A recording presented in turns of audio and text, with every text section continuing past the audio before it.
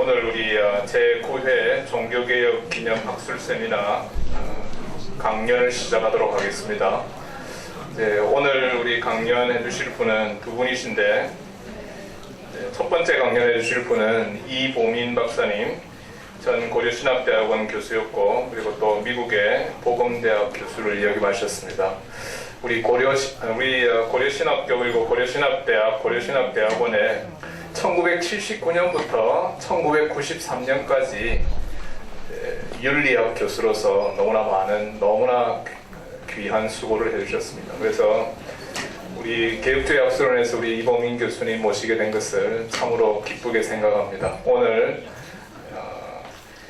고신신학과 칼빈주의 역사적 교리적 고찰이라고 하는 그 차원에 있어서 특히 개혁교회의 특징, 교회 정치 형태의 관점에서라고 하는 제목으로 강연해 주실 것입니다. 그리고 두 번째는 연이어서 이정숙 박사님, 횃불 트리니티 신학대학원 대학교 학사 부총장으로 수고하고 계시는데, 16세기 제네바 교회와 21세기 한국 장로교회 권징 7일을 중심으로 그렇게 연이어서 강연해 주시겠습니다. 먼저 우리 이보민 박사님께서 강연해 주시겠습니다. 여러분들 큰 박수로 한번 환영해 주시면 감사하겠습니다.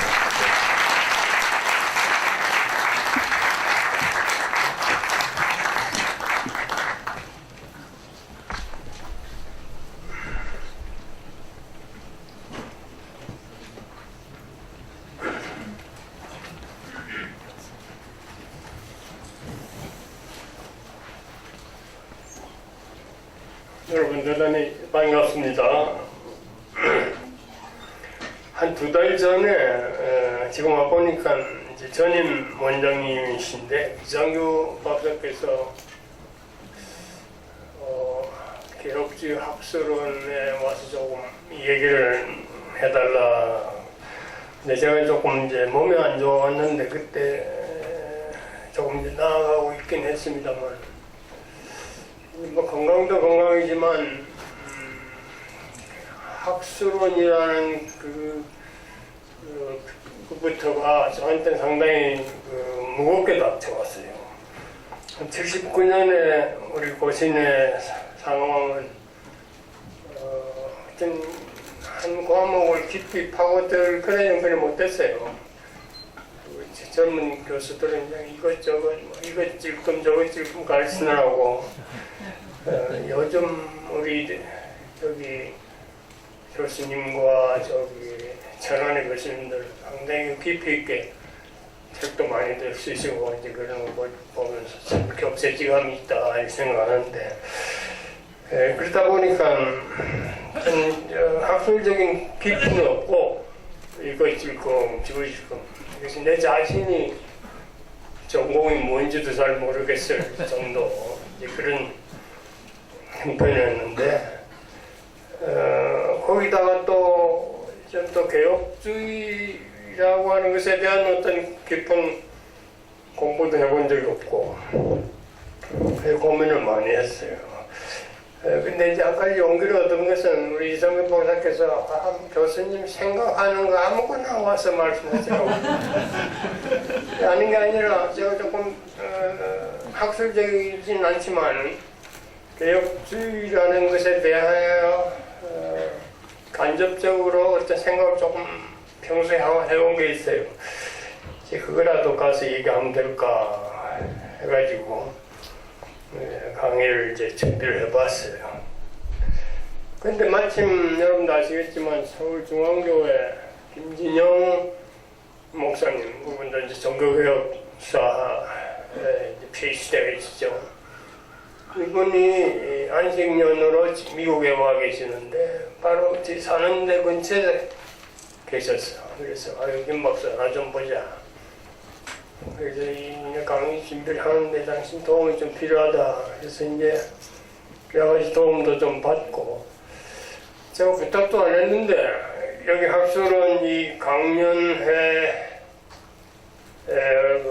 있었던 논년부터 있었던 원고를 인터넷 통해서 이제 찾아가지고 저한테 가져왔어요. 3년 전 한 거하고 작년 거.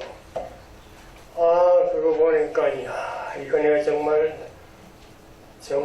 그 못할 짓을 하고 있구나.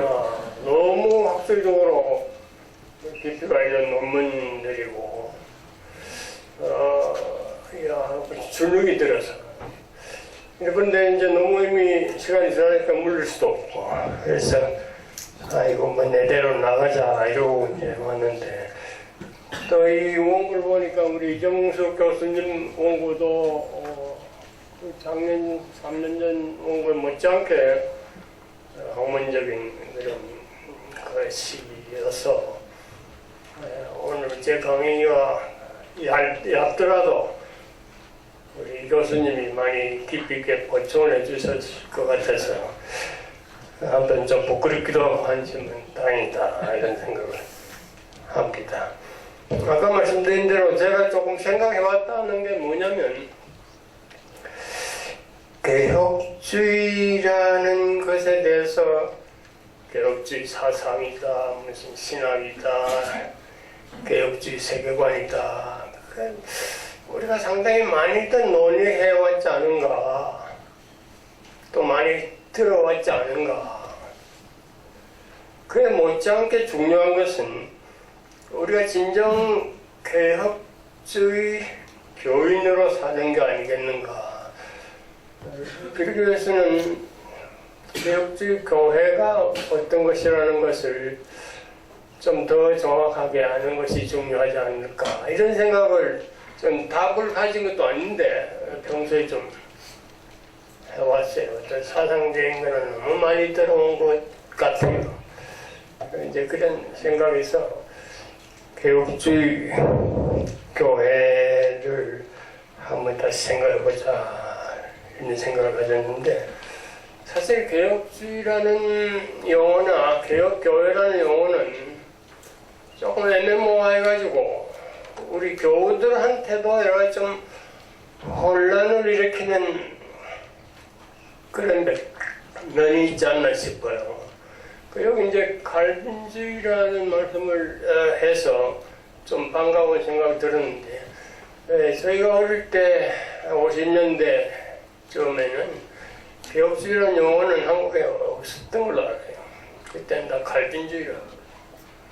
근데 이제 아마 이제 신학자분들이 칼빈주의 그러면 이 어떤 사람을 너무 내세우는 것 같으니까 그분 사상의 핵심을 칼빈이라는 이름 자리에다가 넣어서 개혁주의라는 말을 쓰기 시작하신 것 같아요. 아시다시피 모르겠어요. 지금은 제가 아는 대로는 서양 말에는 개혁주의라는 말도 없잖아요. 리포미즘이라는 말, 리폼드 처치, 리폼드 필로소피 뭐 이런 말은 있지만, 근데 우리 한국에서 만들었는지 일본 사람이 만들었는지 칼빈주의라는 말 대신에 동의어로 만든 용어가 아닌가 저는 이제 그렇게 보는데, 그래도 역시 애매모호한 면이 있어가지고 우리 70년대 80년대를 대학생활 하신 분들은 기억하시겠지만 데모들 많이 했잖아요. 그럴 때 어떤 친구는 우리는 개혁주의니까 데모 안 한다. 또 꼭 같은 교회 안에서 우리는 개혁주의니까 데모해야 된다. 이런 헷갈리는 그 말들이 있을 만큼 개혁주의라는 거, 개혁교회라는 거 상당히 애매모호했던 거. 그때 그 당시에는 아시다시피 뭐 중앙정보부나 경찰의 형사과나 이런 데서 학생들 모임을 사전 사찰하고 검열하고 뭐 그랬잖아요. 그때 이제 부산의 큰 교회에서 이제 무슨 대학부 행사가 있었던 것 같은데, 거기 이제 요원들이 나와가지고 자네들 프로그램 좀 미리 좀 보자고. 이제 다른 프로그램은 뭐 괜찮은데 거기 이제 어떤 시간대에 개혁주의 운운하는 그런 게 있었어요. 이게 뭐냐고 그래가지고 다 답변하느라고 애를 먹었다고 이제 그 교회 전도사가 우리 학생이었는데 말하는 걸 들었어요. 우리 교인들한테도 애매모호한데 그 뭐 불신자한테 그 뜻이 정확하게 전달되려겠습니까? 데모 부추기는 뭔가 보다 이렇게 생각을 하고 그랬던 것 같아요. 또 우리가 다르게 생각해 보면은 이제 조금 큰 교회라 해서 보면은 그 당회원들이 계시고 이제 장립집사님들도 있고 되게 이제 장립집사님들 중에 조금 그 신학적으로 의식한 분들도 있잖아요. 그런 분들이 어쩔 때 이제 장로님들이 당회 분위를 조금 내세우고 뭐 좀 그러면 말은 못해도 속으로 그 장로님은 우리 교회가 무슨 감독교회인 줄 아나? 개혁교회인데 이렇게 이제 불평을 하고 똑같은 교회에 또 이 당회원 쪽에 있는 장로님 이런 분들은 그 좀 당회 권위에 대해 조금 삐딱하게 나오는 그런 사람들을 향해서 속으로 저 친구들은 우리 교회가 무슨 회중교회인 줄 아나? 개혁교회인데 개혁교회라는 말을 두고 완전히 다른 방향에서 이제 상충되는 생각을 하고 말을 하는 것을 이제 볼 수가 있어요. 그래서 개혁주의란 교회라는 것에 대해서 우리가 분명하게 좀 생각해 보는 것이 좋지 않겠나. 그래서 개혁교회의 특징, 교회 정치 형태에서 본 이제 이런 제목으로 텍스트로 가서 대표적인 세 가지 교회 형태를 교회 정치 형태에서 비교할 때에 1. 감독교회는 최고 위치에 있는 1인의 생각이 교회를 지배하기 쉽기에 문제가 있고 2. 회중교회는 결국 민주주의적 다수 의견이 성경을 통해 나타나는 그리스도의 뜻을 대체하게 되기에 적절하지 않고 3. 당회 중심의 개혁교회가 그리스도의 뜻을 가깝게 반영하기에 그래도 적절한 형태이다.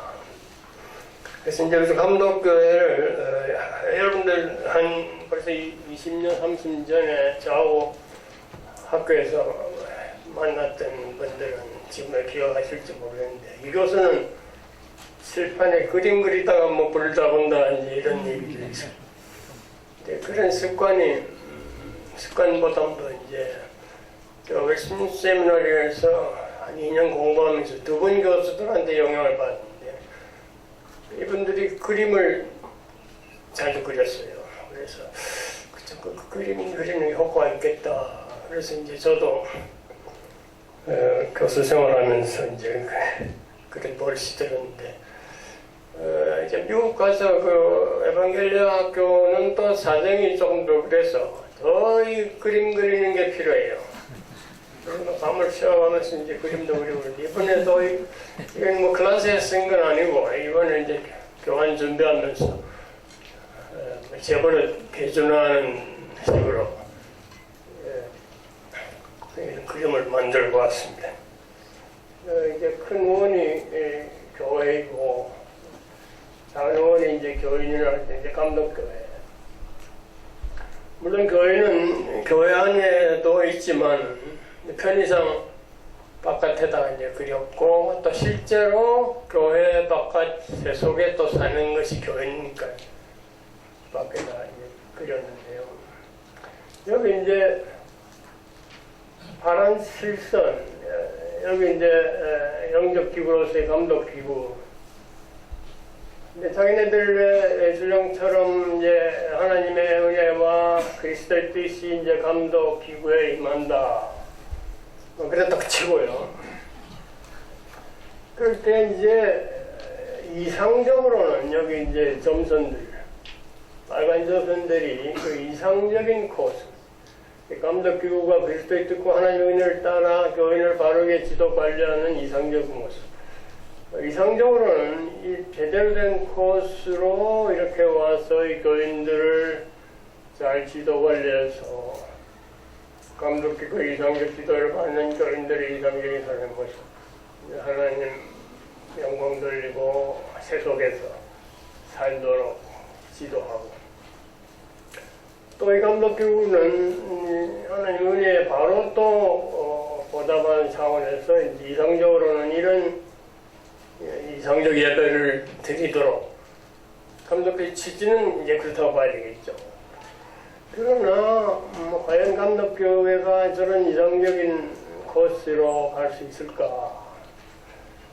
실제로는 여기 이제 실선들이 이제 이렇게 와서 이 마른 정도에서부터의 일탈, 이제 백세는 디베이션이라고 있습니다.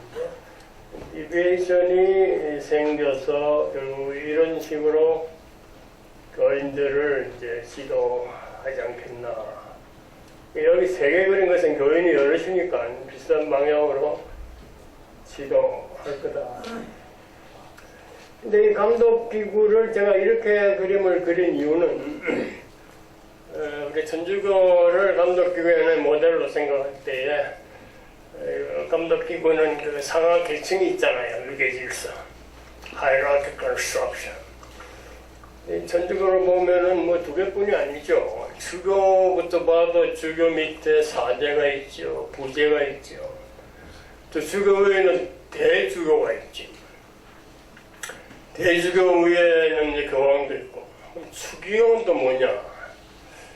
추기경은 어떤 직급이라기보다 계급 비슷해가지고 군대에서 대령 계급을 가진 사람이 연대장도 하고, 대령 계급을 가지고 이제 사단본부 참모장도 하고 하는 것처럼, 이 소위 그 추기경들은 한 200명 가까이 되죠. 현역은 한 150명, 80세까지가 현역인데, 근데 50명쯤 될 거예요.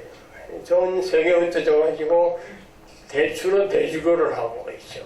그래서 이제 대주교는 꼭 추경만 하느냐, 추경 아닌 사람도 대주교 할 수 있죠.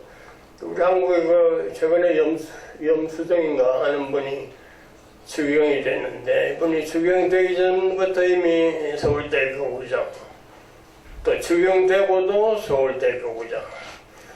그러니까 그건 하나의 계급 비슷한 거고, 교황은 이제 최고 높은 자리에 있는 사람인데, 편의상 두 개로 이제 그렸어요. 근데 왜 그렇게 반원으로 그리고 밑으로 이렇게 사각형을 그린 의도가 뭐냐면, 오히려 이 감독에서 위에 있는 사람이 성격적으로는, 인간적으로는 상당히 더 원만하고 부드럽고 둥글고 또 겸손할 수가 있다. 오히려 아래에 있는 사람이 뻣뻣하고 아주 박력 있고 거의 리더십도 있고 그럴 수가 있다. 그러니까 이제 최근에 교황들을 봐도 현재 교황은 상당히 검소한 건 알겠는데 성격은 잘 모르겠어요. 전전 교황인 요한 바오로 2세, 이 양반이 가장 젊어서 58에 교황 되어가지고 26년 가까이 최장수 교수 교황 중에 하나인데, 이 사람은 원래 스포츠맨 출신인데다가 아주 건강하고 박력 있고 리더십 있고 아주 이제 그랬던 사람이에요. 그럴 수도 있고, 근데 그분 앞에 교황이었던 분이 요한 바오로 1세인데, 그분은 정말 천사 같은 사람. 아주 겸손하고 부드럽고, 베니스 대조구장이었었는데 너무 이제 부드럽고, 이제 그분의 그 잔잔한 미소는 그냥 사람들의 마음을 끌게 충분한 그런 분이었어요. 근데 불행하게도 이제 그분 이제 교황된 지 3개월도 안 돼서 이제 세상을 떠났죠. 이제 그분 장례식 때 장례 주례를 한 그 세계 주교 단장이 하는 말이 아주 기억이 나요. 제가 그때 유럽에 공부할 때인데, 우리는 우리 교황이 어떤 분인지 아직 우린 잘 모른다. 왜? 석 달도 안 됐어요. 세상 떠났으니까. 그러나 그 사이에 우리는 충분히 우리 교황을 통해서 하나님의 미소를 보았다. 이런 이제 얘기를 한 것이 기억나는데 그만큼 부드러운 분이었어요. 그러니까 그림처럼 위에 분이 오히려 아래 분이 되고 뭐 이렇게 성격적으로는 그럴 수도 있지만 여기 이렇게 이제 클럽 바닥에 이렇게 그려놓은 것은 그래도 위계 질서는 어쩔 수 없는 거다. 아무리 부드러워도 높은 감독은 높은 감독이고 낮은 감독 이게 바뀔 수는 없다. 그러니까 이제 아까 하나님의 은혜가 이제 이렇게 임했을 때 좋은 코스로 가지 못하고 이 위계 질서를 따라서 실제 이 라인을 이제 가는 일탈 리베이션이 이제 생겨가지고 하나님을 향한 어떤 그 지도보다는 엉뚱한 대로 이런 교회가 될 수밖에 없지 않나. 근데 그 사람은 택도문소리도 하는지 모르지만 우리가 보기엔 그래요. 여기 예배도 제대로 된 예배보다는 또 역시 위계 질서에 따른 소위 천주교 미사, 굉장히 인본주의적이고 우상숭배적인 그런 미사가 될 수밖에 없는. 근데 이제 이게 감독기구인데 여기 똑같은 감독기구가 이제 여기 세속 속에 또 나와 있어요. 그러니까 이제 이 교인들은 영적인 어떤 자발성 이런 게 없으니까 인도를 해줘야 돼. 또는 밀어줘야 돼. 뿐만 아니라 이 감독기구가 여기까지 나와가지고 이끌어 가야 돼. 그러니까 세속화된 이익 집단 노릇의 동일한 감독기구. 똑같은 감독기구가 여기서는 세속적인 이익 집단이 돼가지고. 로마에 있는 베드로 사원은 영적 기구라고 한다면 그 똑같은 베드로 사원이 바티칸 시국이라는 세속적인 국가 형태를 취하는 것이 바로 이런 게 아닌가 이런 생각을 해봅니다. 그래서 그 텍스트로 가서 감독교회 구조의 본질적 문제. 여기 작은 번호들은 아까 말한 그 우리 김진영 박사가 제 원고를 보더니 교수님 원고 제가 뭐라고 말할 수 있겠습니까? 단지 작은 번호를 좀 붙였으면 좋겠습니다. 해서 우리 김진영 박사 다 붙인 건데 잘 붙인 것 같아요. 감독교회 구조의 본질적 문제. 그리스도의 뜻과 하나님의 은혜가 감독기구에 바르게 전달된다 하더라. 감독기구를 이루는 자들은 각자 인간적 성격 등에 관계없이 병직된 위계질서하에 있으며 그리스도의 뜻보다 바르고 인간적 위계질서에 따라 평신도를 실제로 지도 관리함으로써 바른 코스로부터의 리베이션, 일탈이 생길 수밖에 없다. 그렇게 변형된 뜻으로 교인을 바르게 하나님께 이끌 수는 없다. 이 교인의 믿음과 영적 성수의 문제. 평신도는 기본적으로 하나님으로부터의 직접적 은혜에 대한 신앙적 자발성이 결여되어 있으니 스스로 하나님께 예배를 할 수 없고 소영적 기구인 감독기구가 예배를 통한 신앙적 표현을 하나님을 향해 직접 행해야 한다. 그러나 감독기구는 하나님 은혜에 바르게 반응하는 진정한 예배 대신 자체 위계 질서에 따른 잘못된 예배, 즉 미사를 행할 뿐이다. 하나님이 향한 자발성이 없는 평신도는 감독들에 의한 미사를 좀 지나치게 표현해서 관람할 뿐이다. 이렇게 표현해 봤습니다. 그 다음에 3번 감독교의 현실. 평신도 개인은 세속적 삶 속에서도 자의로 신앙적 표현의 삶을 살 수 없으니 감독기구가 세속에서의 교인들의 삶을 지도 관리할 뿐 아니라 앞장서서 그들을 이끌어야 한다. 소위 영적기구라는 감독기구가, 즉 동일한 감독기구가 세속 정치, 경제에서의 기독교 파워를 구하지 않은 일종의 이익집단으로 변신하여 나타난다. 영적기구로서의 베드로 사원이 세속 국가 형태를 지닌 바티칸 시국으로 나타나는 것은 시사하는 바가 크다. 이런 이익집단이 교인들의 삶을 바르게 하나님께 이끌 수 없는 것은 당연하다. 이번 회중교회 그좀 바꿀 수 없겠습니까?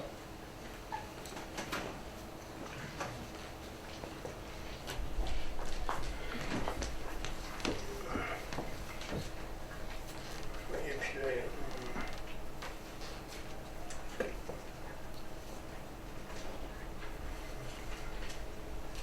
바뀌었어요.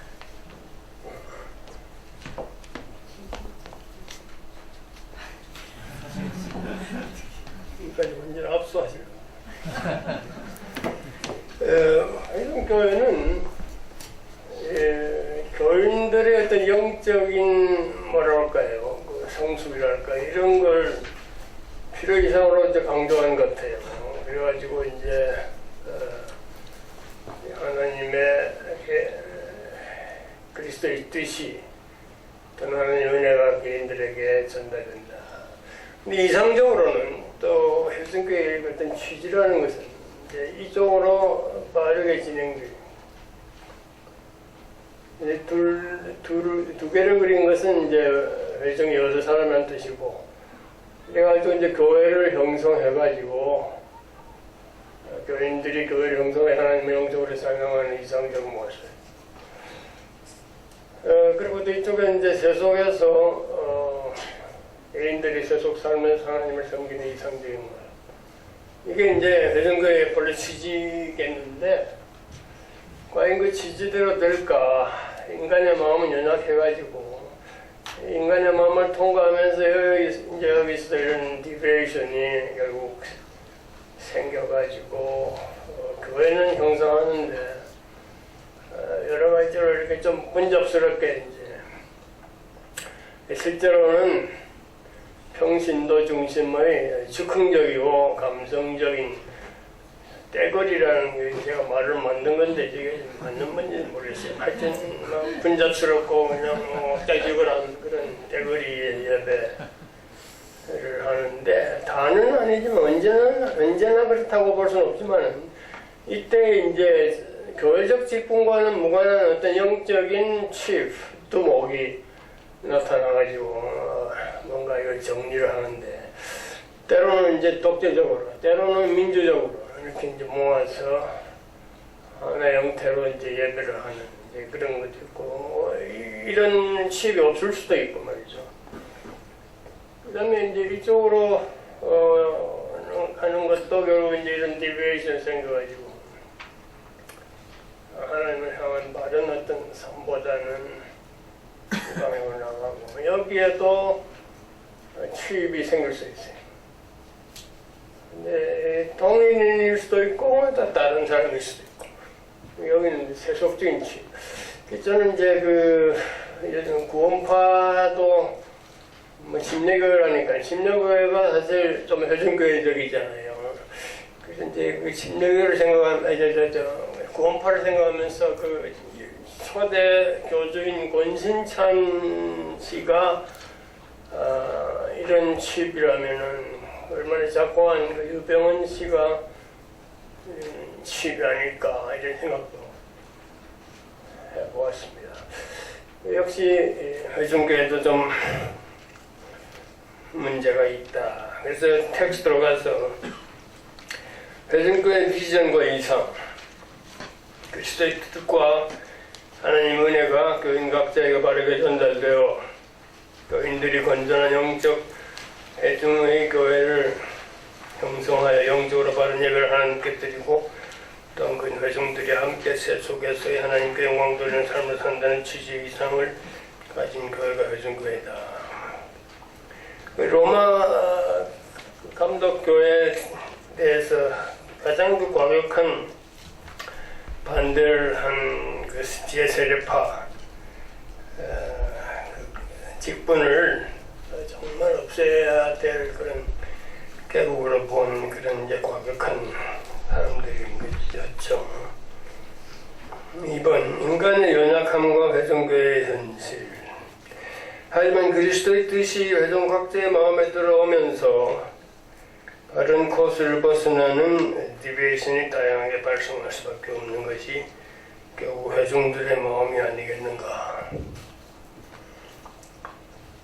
교회가 감독기구 등의 중심으로 체계적인 신앙적 표현을 할 수 없으니 그 대신 교회를 형성하는 회중이 떼거리로 영적으로 질 수 없는 즉흥적 감성적 예배를 하게 될 것이며 때로 회중 중에 교회적 직분과 무관하게 치프가 나타나서 때로는 독재적으로 때로는 민주적으로 통일된 예배를 할 수 있으나 이미 왜곡된 코스를 바꿀 수는 없을 것이다. 침례교회 출신들이 계시는지 모르겠는데 침례교회를 회중교회라고 할 수는 없어요. 그러나 회중교회적인 이제 그런 요소가 있죠. 이제 회중교회적인 그 침례교회도 목사도 계시고 한국에 있는 침례교회는 뭐 장로도 계시고 직분자들이 있는데 그러나 그 침례교회는 원칙적으로는 그 직분자를 교회가 어떤 객관적 기준에서 세우는 게 아니에요. 상당히 주관적이고 뭐 내가 목사하겠다고 그러면 뭐 할 수 있고 장로하겠다고 열심히 하면 할 수 있는 그게 이제 원칙이에요. 그러나 이제 현실은 그 원칙대로보다는 이제 심신도 남아야 되고 이제 뭐 신학 공부를 해야 되고 좀 이제 어떤 기준을 따라서 다른 교파 눈도 있고 해서 이제 뭐 그런지 모르지만 좀 그렇죠. 근데 제가 과란에서 있으면서 재밌는 걸 발견했어요. 화랑교육교회는 원칙은 목사 되려면 정말 신학 공부를 뭐 아주 잘해야 돼. 원칙은. 근데 예외 조항이 있더라고요. 예외 조항이 뭐냐면 신학 공부 안 한 분도 목사가 될 길은 예외적으로 열어놨어요. 교회 헌법 몇 조에 이제 그게 있는데 그래서 이제 몇 조인지 조문을 잊어버렸습니다만 그 몇 조 목사라는 그런 별칭이 있어요. 근데 그게 잘 안 돼요. 그래서 제가 화란에 있을 때 한 40년 전입니다. 그때 그 교단 목사님이 한 300명 이상 됐는데 단 한 사람이 그 조항에 해당되는 신학 공부 안 한 이제 목사인데 저는 뵙지는 못했지만 상당히 존경을 받는다. 그러니까 이제 취지가 뭐냐면 하나님께서 신학 공부라는 것을 우리 하나님께서 절대적 기준으로는 삼지 않을 거 아닌가. 우리는 기준을 삼지만 하나님이 그것을 절대적 기준으로는 안 삼을 수도 있지 않는가. 이런 취지에서 그런 개혁교회는 그런 길을 열어놓았더라고요. 또 이제 미국에서 보면은 침례교회는 파타임 목사들이 많아요. 주중에 무슨 직업 가졌다가 목사님 행세했다가 파타임 목사 그리고 뭐 목사님 하다가 또 주로 이제 부동산 중개 같은 거 이제 그런 거 하나도 이상하지 않아요. 이제 그게 어떤 그 직분자를 교회적 직분자로 좀 시리어슬리 심각하게 보지 않는다는 이제 그런 증거가 되겠죠. 듣자니까 지난번 우리 고심총회에서도 파타임 목사님 얘기가 나왔다고 그러던데 그게 결정은 안 됐다 그러던데 미국에서 이제 우리 고심교단 교회들이 약하니까 목사님들이 뭐 파타임으로 일도 하고 이제 그렇게 현실이 그러니까 이제 그렇게 합니다만 침례교회처럼 그게 자연스럽게는 보지 않는 것은 교회적 기준에 따른 교회적 직분이라는 그런 의식이 있기 때문이겠죠. 이어서 회중의 세수구 쪽에서의 삶도 떼거리 형태로 때로는 농민전쟁과 같은 과격한 형태를 그 무정부적인 그런 걸 취하든지 때로는 비폭력 무정 미국의 그 메노나이트 출신 그 신학자 요다라고 하는 사람이 있는데 상당히 비폭력 무정을 말합니다. 그런 방식을 취할 수 있다. 이때도 세속 형태의 치유가 나타나 회중의 통일된 삶을 이끌면서 격리된 그들만의 삶의 형태를 취하기 쉽다. 이 과정에서 성경적 원리가 배제되고 치프의 생각이 독재적으로 또는 민주적으로 작동하게 된다. 작금 당의 역할이 다분히 배제되는 소위 목장 중심의 교회는 어떤가? 이제 제 버전하고 조금 다른데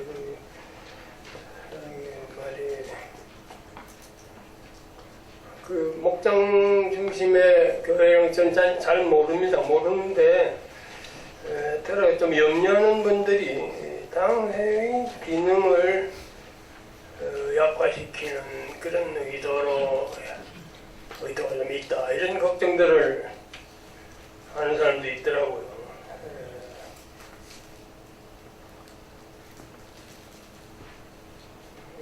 지금 당의 역할이 다분히 배제되면서 목표들의 개인적인 영성과 목장의 자율성을 강조하면서 운영되는 소위 목장 중립회는 앞으로 어떤 형태의 모습을 취하게 될까? 만약 당의 기능을 배제하면서 목장 중심이 된다면 다분히 그 회중교회적인 그런 것이 되지 않을까 이런 생각도 해봤는데 나중에 조금 더 얘기할 필요가 있겠습니다. 지나가는 길에 무교진 시간이 좀 없으니까 무교진은 그냥 스킵하도록 하겠습니다. 3번 개혁주의 우리 어떻게 더 바꾸지?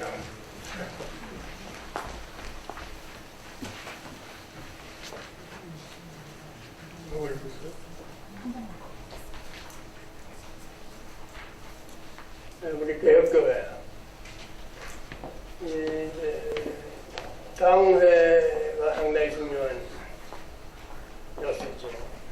교인 여기서 이제 하나님의 은혜와 그리스도의 이제 당회에 임한다. 우리 개혁교회에서는 교인들의 영적 자발성도 상당히 중요시하니까 회중교에서 보는 것처럼 여기도 그리스도의 뜻과 하나님의 은혜가 교인들에게 전달됩니다. 어떻게 보면 검도교회와 회중교회를 합쳐놓은 것이 우리 개혁교회가 아닌가 이런 생각 드는데 그 믿음의 선배들이 일부러 뭐 합치려고 그렇게 한 건 아닐 거고 결과적으로 좀 그런 면이 있는 것 같긴 합니다. 여기 이렇게 당회에 임하지만 역시 당회원들도 인간이니까 이 정 코스가 이제 이렇게 가서 교인들을 잘 이끌어서 이제 하나님 중심을 살도록 이게 바른 코스인데 여기도 역시 이런 디비에이션이 약간 생기지 않겠나. 근데 교인들도 마찬가지죠. 교인들도 이제 이상적인 코스는 이렇게 해서 이제 당회와 함께 같이 이제 바른 예배를 올려드리는 이게 이제 정 코스를 한다면 이런 디비에이션 인간이다 보니까 생기는 게 아니겠는가. 이제 당회라는 게 이제 상당히 중요한데 우리 이 교수님 나중에 콘시스토리에 대해서 언급을 많이 하시는 것이 상당히 고무적인데요. 이 개혁교회 상당히 중요한 이 당회라는 것이 칼빈이 생각한 설교 콘시스토리가 어떤 그 당회의 시발점 같아요. 콘시스토리는 그 CONSISTORY 콘시스토리.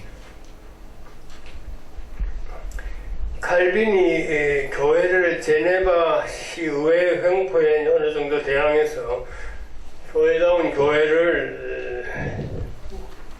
지키려는 그런 의도로서 콘시스토리 제도를 이제 스트라스부르에 가서 몇 년인 동안 생각한 것 같아요.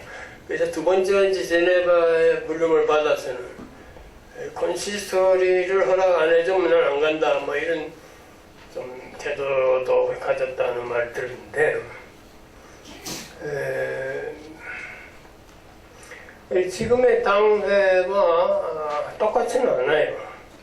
똑같지는 않은데 어쨌거나 시의회가 교회를 좀 지배하려는 데 대해서 그렇다고 제세례파처럼 회중에 단결된 힘으로 교회를 지키는 것이 아니고 신학과 경륜이 있는 그런 직분자 그룹을 오히려 콘시스토리를 세워가지고 교회를 지킨다는 그런 의도이죠. 근데 이제 직분자들 사이에 어떤 그 계층적 그런 그 뭐랄까요, 감독교회적인 그런 유교 질서를 인정치 않죠. 목사들 사이에는 전혀 그런 게 있을 수 없다.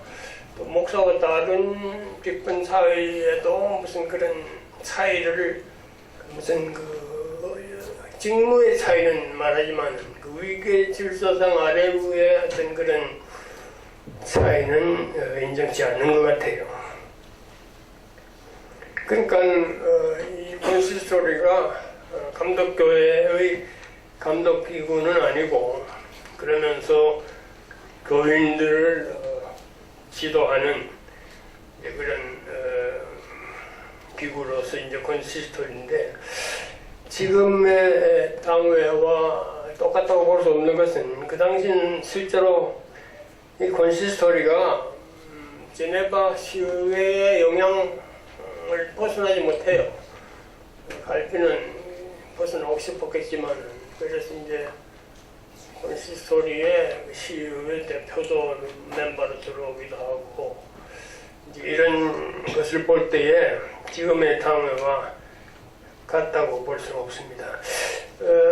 하지만은 감독교회의 그 감독기구로부터 뭔가 벗어나서 올바른 개혁교회적인 당회로 나아가는 어떤 방향은 충분히 제시했다, 그렇게 보여지는데, 여러분들 얼마나 동의하실 줄 모르겠는데, 개혁주의 또는 칼빈주의라는 것은 그 당시 칼빈이 생각한 것과 또 말한 것과 똑같이 생각하고 오늘날 말한다면 뜻밖의 개혁주의적인 못한, 그러니까 비개혁주의적이 될 수 있는 그런 함정이 있다고 저는 봐요.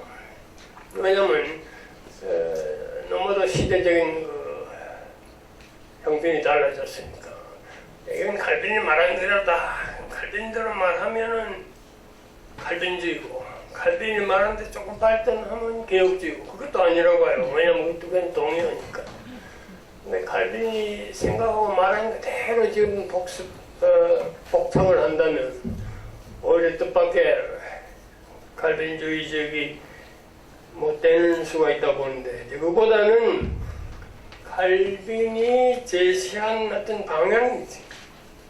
그 방향으로 충분히 더 나아가 있어야만 오히려 오늘날 바른 칼빈주의고 개혁주의다, 이제 이렇게 보는데, 예를 들면은 하나님의 형상 그런 개념도 그건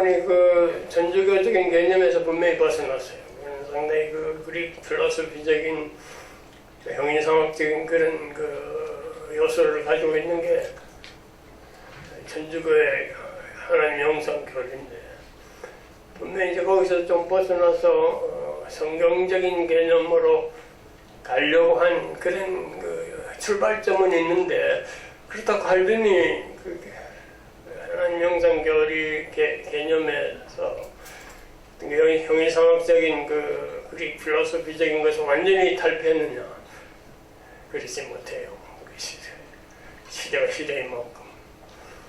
또는 무슨 자연질서 개념도 보면 분명히 천주교의 자연법 사상에서는 분명히 좀 벗어났는데, 그 자연법적인 요소를 또 지니고 있는 것도 사실. 그러니까 칼빈이 말한 그대로 말하면 좀 곤란해요. 이제 벌써 더 그 방향으로 나가야 되지 않나. 이제 다음에는 그렇다 치고 이제 개혁교의 교인은 원칙적으로 중생한 영적 자율성이 있는 존재인데, 칼빈 자신은 교인들을 신앙 지도의 대상으로 주로 보았고, 그들의 영적 자율성은 아직 뚜렷이 강조하지는 못한 것 같아요. 당시의 영편이 그래서 그런지. 그래도 교인을 루터처럼 어떤 수동적인 칭의된 자로 보는 데서만 머물지 않고 한 걸음 나아가 중생하고 성화의 존재로 이제 본다는 것 자체가 어느 정도 교인의 영적 자율성의 방향으로 나갔다, 이렇게는 볼 수 있습니다. 또 윤리학적으로는 율법을 교인이 스스로, 중생한 교인이 스스로 자율적으로 지켜서 하나님을 기쁘시게 한다는 뜻의 율법의 소위 제3용법, 그걸 칼빈이 강조했잖아요.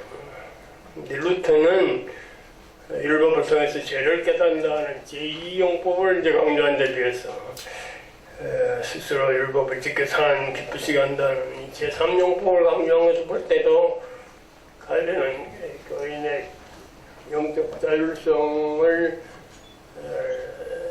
나타내는 방향으로 나간 것만은 사실인 것 같고, 사실 이걸 우리가 정리해 볼 때 이런 디비에이션이 생기고, 여기서 이런 디비에이션이 생기는데, 이런 디비에이션, 두 개의 디비에이션이 여기서 상호작용을 일으킬 수 있는 것이 교육교육 아닌가. 인터랙션.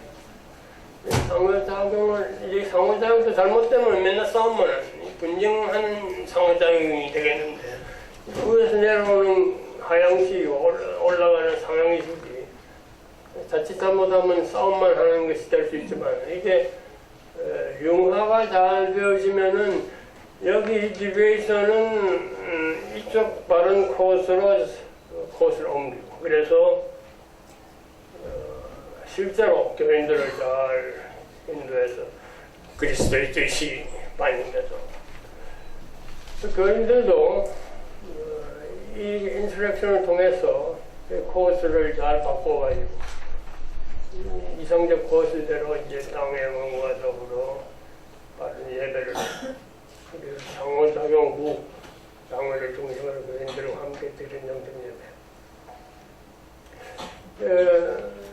이 상호작용이 가능할 수 있는 이것이 제가 보기에는 우리 개혁주의적 교회의 가장 중요한 어떤 요소다 이렇게 저는 보는데, 그래서 결과적으로 그리스도의 뜻이 제대로 좀 반영될 수 있는 그런 구조를 가진 교회다 이렇게 생각합니다. 이제 텍스트로 가서 인간의 연약함에 대한 교육에 의해 그리스도의 뜻과 하나님의 은혜가 당원에게 전달되어 그 당원과 교인들 지도 관리하지만 정도에서 벗어나는 디비에이션이 생긴다. 감독교회와 달리 당원들은 직분에 있어 직무의 차이가 있으나 신분에 있어 차이는 없으니 위계 질서에 의한 왜곡이 아니라 할지라도 그리스도의 뜻이 인간인 당연의 마음을 통과하면서 인간은 약간의 디베이션은 불가피하다. 하필 그리스도의 뜻과 하나님 은혜가 중생한 각자 교인들의 마음을 움직여 그들로 하여금 교회를 봉사하면서 당의 중심이 교회가 영적으로 바른 예배를 드린 교회에게끔 일조하도록 하겠으나 역시 인간의 마음의 나움 때문에 이런 디비에이션이 불가피하다. 이런 디비에이션들을 여기 있는 것 봐. 여기 당과 개교인 사이의 하향식, 상향식, 여기 이제 웨스트냐로는 하향식과 올라가는 상향식, 여기 융화가 일어나는 인터랙션을 통해 조금씩이라도 이 코스를 바로 잡아서 마침내 장로와 교인들이 본래 그리스도의 뜻을 바르게 반영하는 코스에 실제로 가까워질 수 없겠는가. 그로 인해 교회는 당을 중심으로 교인과 함께 올바른 영적 표현을 통해 하나님을 기쁘시게 한다. 같이 말이죠. 또 교회에서 감화받은 교인들이 교회 봉사도 하지만 자신들의 신앙적 결단과 더불어 당의 지도를 잘 받아서 세속에서도 하나님 영광을 나타내는 신앙적 인격적 삶을 행한다. 정치, 경제 등의 분야를 포함해서 만일 당회가 이 감독회처럼 앞장서서 여기 당회가 이 바깥에 나와가지고 앞장서서 교인들의 삶을 이끈답시고 교인들에게는 사실상 불필요한 일이죠. 자율성이 있으니까 세속에서의 자기 과시를 당회화하게 되면 사회 속의 이익 집단의 하나로 전락하게 될 것이다. 따라서 개혁교회에서의 기독교적 사회활동은 대개 교인들이 개인으로 또는 그룹을 형성해 행할 뿐 당회 중심의 교회 자체가 앞장서서는 안 된다. 그렇게 보고 있습니다. 그래서 예를 들어서 어떤 사회적 이슈에 대해서 우리 교회단의 총회장 명의로 먼저 신문에다 뭐 성명서를 발표하고 개혁교회하고는 참 어색해요. 교인들 중에 때리는 사람들이 뭐 단체를 이용해서 하는 건 필요한 일이겠지만 총회장이 무슨 당회장이 교회적 직분을 가지고 이렇게 하는 것은 개혁교회하고는 상당히 어울리지 않는 게 아닌가. 그 다음에 개혁교회 교인의 당회의 교인과 당회의 특징.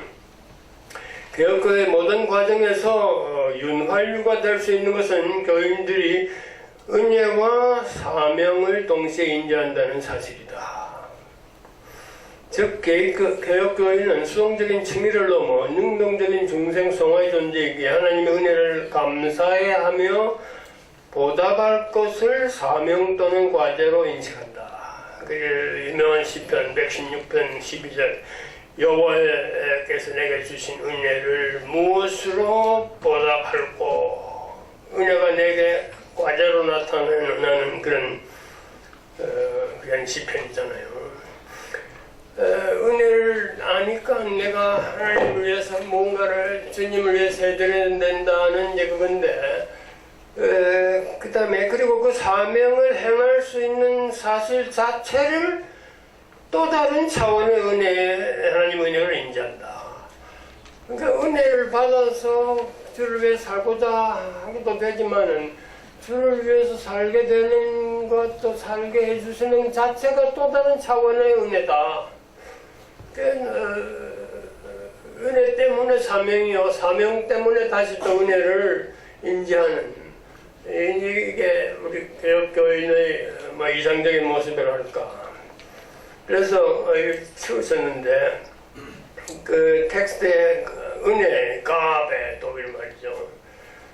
또 사명 또는 과제는 아프가베. 가베는 독일의 게이븐 동사, 영어의 기브에서 오고 있잖아요. 가베라는 것은 준다, 영어로 하면 gifts. 이제 두 가지 특성이 있어요. 하나는 공짜여야 되고 돈 받고 주면 안 되죠. 공짜고 하나는 받아서 좋은 것이어야 돼요. 공짜는 공짜인데 우리 한국의 주부님들은 그 음식 쓰레기 때문에 고민들 많이 하시는 것 같은데 저희는 죄송하지만 미국에 있으면 그런 고민 안 해서 좀 편하게 사는데 공짜로 하면서 음식 쓰레기를 이렇게 주면은 그게 어떻게 선물이 기프트가 되겠습니까? 은혜가 되겠습니까? 그러니까 가베라는 것은 거저 주시면서 좋은 거예요. 근데 아우프가베라는 것은 과제, 사명. 이 독일의 이제 워드플레이죠. 특별히 독일 그 윤리학자인 그분 자신은 루터교 분인데 신학은 상당히 개혁주의적인 헬무트 틸리케라고 유럽에 있는 개혁교회의 윤리학 박사과정에 모든 학교들이 교재로 쓰는 윤리학책이 있는데 그분이 특별히 가베 und 아우프가베 상당히 역설을 해요. 아우프가베라는 것은 독일어의 아우프게이븐에서 온 명사죠. 아우프게이븐 영어로 고치면 기브업. 기브업은 포기잖아요. 그러니까 아우프가베라는 뜻은 포기라는 말이에요. 학교에서 이제 숙제도 이제 아우프가베인데 학생들 중에 독일어에서 괜찮다. 그 숙제는 포기하는 거구나. 그래서 나는 늘 숙제를 포기해. 그게 아니죠. 숙제를 포기하는 것이 아니라 숙제를 위해서 다른 모든 것을 포기한다는 그런 뜻이죠. 그러니까 뭐 할 거 다 하고 놀 거 다 놀고 아이고 뭐 과제물 늦었습니다. 뭐 어쩌고 그거 안 되잖아요. 하고 싶은 거 안 하고 이제 그래야 되는데 그렇다고 포기만 한다고 해서 저절로 과제가 수행되는가? 그렇지 않죠. 뭐 요즘처럼 극장도 안 가고 게임도 안 하고 우리 대학생 때 같으면 당구장도 안 가고 가만히 앉았다고 숙제가 저절로 만들어집니까? 포기만 하고 있을 것이 아니라 뭔가를 해야지. 적극적으로 해야 되는 것이 이제 또 과제인데 아까 본 대로 하나님 주신 은혜에 무엇해서 보답한단 말인가? 뭔가 해야 되는데 뭘 해야 된단 말인가? 아주 고민스러운 그런 표현이에요. 그래서 이제 116편 13절 이하로 가면은 내가 구원의 잔을 들고 여호와의 이름을 부르며 이게 나오는데 어떤 분들은 무엇으로 보답할까 하는 질문에 대한 그 논리적인 대답이 그 다음 13절 나애가 구원의 잔을 들고 여호와의 이름을 부르는 거다. 이거는 산문의 해석법이에요. 시는 그런 글이 아니잖아요. 논리적인 글이 아니잖아요. 또 구원의 잔을 들고 여호와의 이름을 부른다는 것은 하나님 백성이 그냥 일상적으로 행하는 것을 상징적으로 표현하는 것입니다. 그러니까 어떤 의미에서는 내가 무엇을 해서 은혜를 다 갚는단 말인가? 아이고 모르겠다. 그냥 내가 살던 대로 살지 뭐 하는 그런 어떤 한탄이 나타나는 그게 시적인 글이잖아요. 논리적으로 뭐 답을 하는 그런 게 시적인 글이 아니고 그러니까 계속해서 어떻게 주의 은혜를 보답한단 말인가? 아이고 모르겠다. 보답하는 것이 하나님에게 문제가 되는 거예요. 그런데 구체적으로 해야 할 일을 하나님께서 내게 과제로 주시니 이게 고맙고 감사되네요. 이거 어떻게 보답해야 된다는 말인가? 이 문제를 해결해 주시는 거예요. 그러니까 과제를 수행하게 해주시는 자체가 또 다른 차원의 은혜예요. 우리 개혁교회 교인들은 이것이 가장 핵심적인 그 개혁교인의 뷰티, 아름다움이라고 저는 보는데 저는 이런 예를 많이 생각해 봅니다. 아주 예쁘고 착한 손녀딸이 있어요. 근데 할아버지는 억만장자세요. 손녀가 아주 예쁘고 착하니까 대단한 이제 재산을 이제 넘겨주셨어요. 그러지 않아도 착하고 예쁜 이 손녀딸이 할아버지가 얼마나 고마워요. 고마워서 미치겠어요. 어떻게 할아버지에게 은혜를 보답하냐. 이게 이제 큰 숙제인데 할아버지에게 없는 게 없어요. 뭐 억만장자시니까 어떻게 해야 되나. 나도 저녁인데 바깥 어둡고 좀 춥고 한데 말이야. 아무개야, 너 저기 가서 나 심부름 좀 하려무나. 그 자체는 귀찮은 이유일 수 있어요. 춥고 어둡고. 그러나 이 할아버지 은혜 어떻게 갚까? 이 마음이 그냥 꽉 있으니까 막 할아버지가 그 부탁하는 게 너무 고마워. 네 심부름해 드리고 말고 막 감사합니다 하고 쫓아나갈 거라고요. 그 과자를 주시는 것이, 행할 수 있는 것이 또 다른 차원의 은혜가 되는 이게 이제 여기 개혁교인의 특징이다.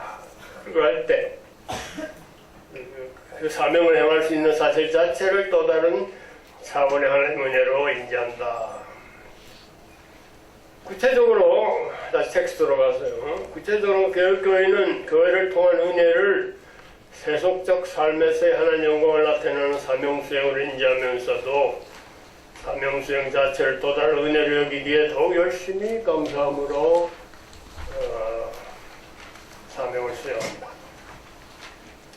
개혁교회는 또한 하나님의 개별적 직접적 은혜를 통해 교회를 봉사하고 당회가 중심으로 올바른 영적 기구가 되어짐에 일조하는 사명을 인지하고 그 사명을 또 한번 은혜로 알아서 중심으로 사명을 수행한다.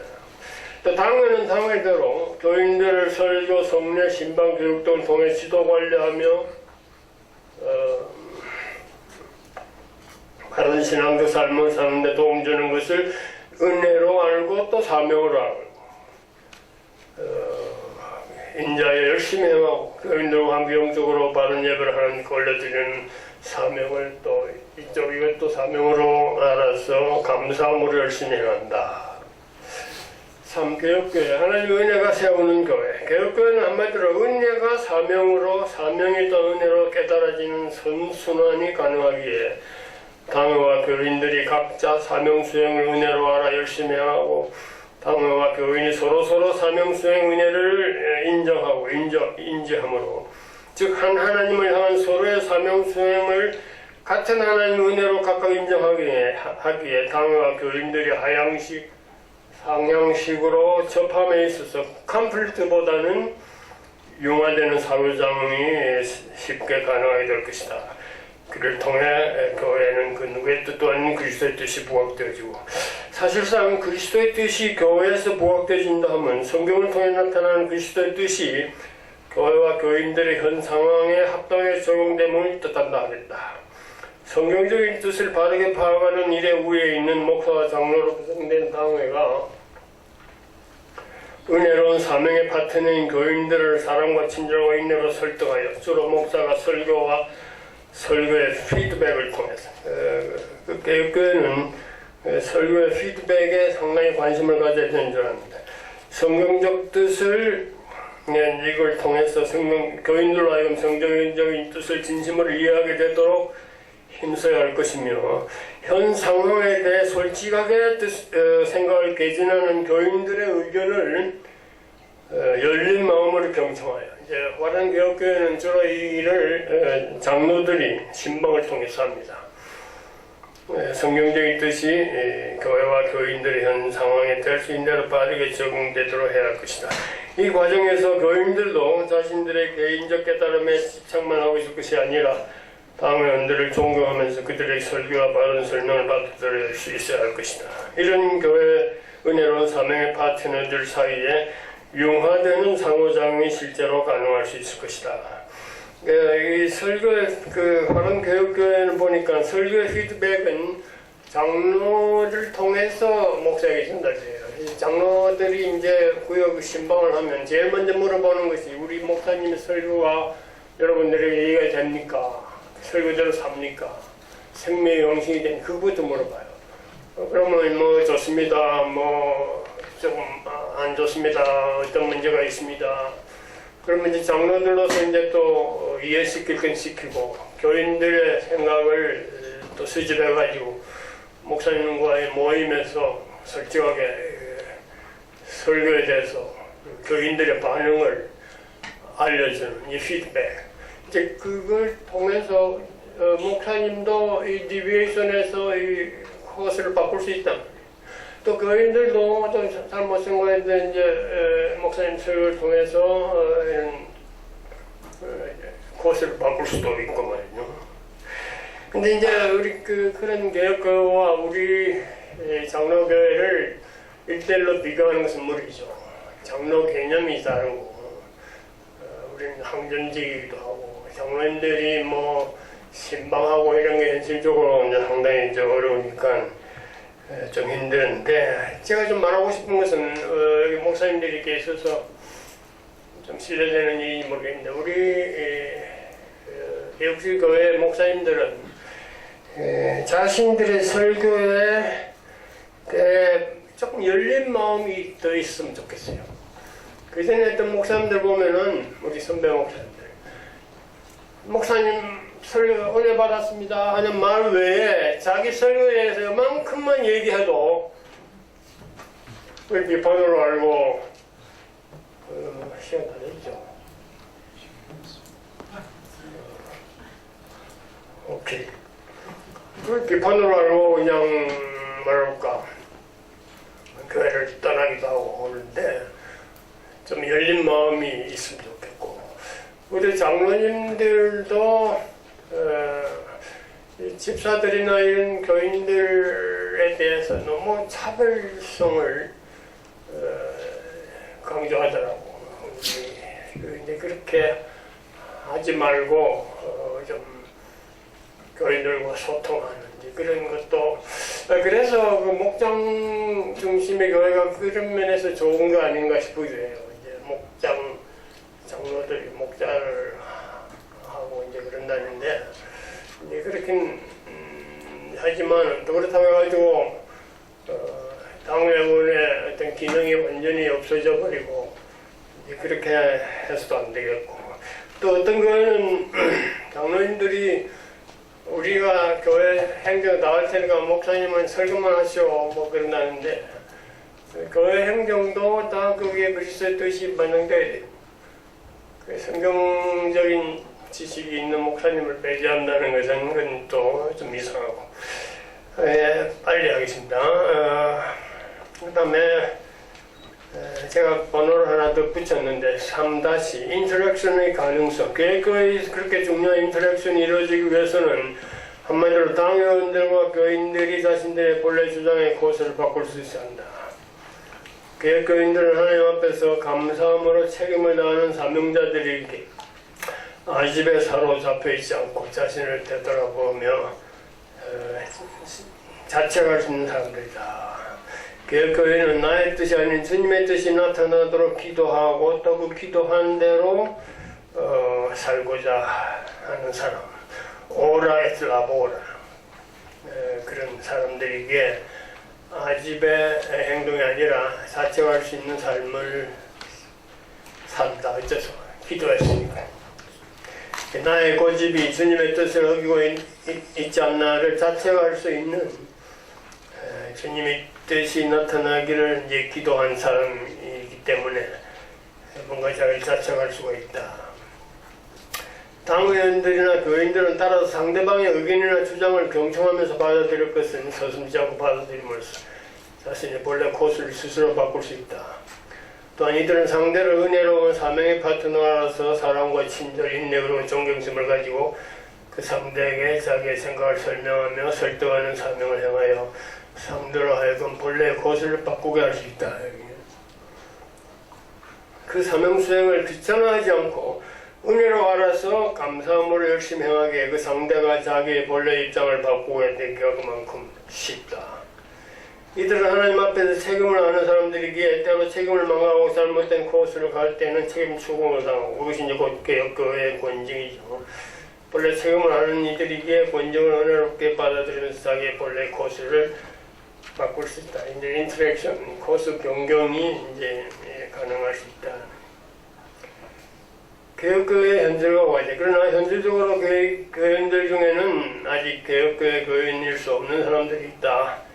당회원들은 이런 이들을 잘 분별하여 모름지기 다르게 접근하는 지혜를 발휘할 수 있어야 한다. 이들에게는 때로 신랄한 책임 추궁보다는 사당으로 덮어주고 보살펴주면서 장기적인 계획을 가지고 계획의 교인이 마침내 될 수 있도록 했어야 할 것이다. 특별히 목회자들의 기도와 헌신 그리고 희생된 노력에 위원하겠다. 그 다음에 뭐 재원이라고 한 것은 그냥 한번 읽어보시고 참고하시길 바라고 여기서 마치도록 하겠습니다.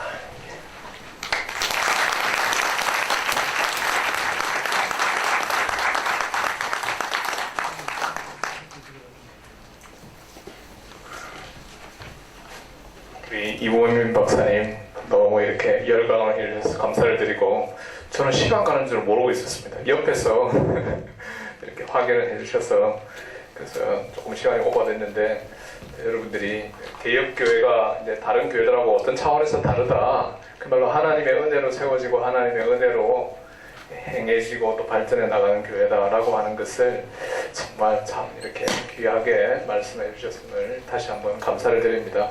시간이 좀 많이 지났는데 그래도 좀 강의 자체가 좀 길어졌기 때문에 한 5분 정도만 우리가 잠깐 브레이크를 하고 그리고 이정숙 교수님 강의를 계속해서 우리가 듣도록 하겠습니다. 한 5분만 시간을 잘 지켜주세요. 5분만 쉬도록 하겠습니다.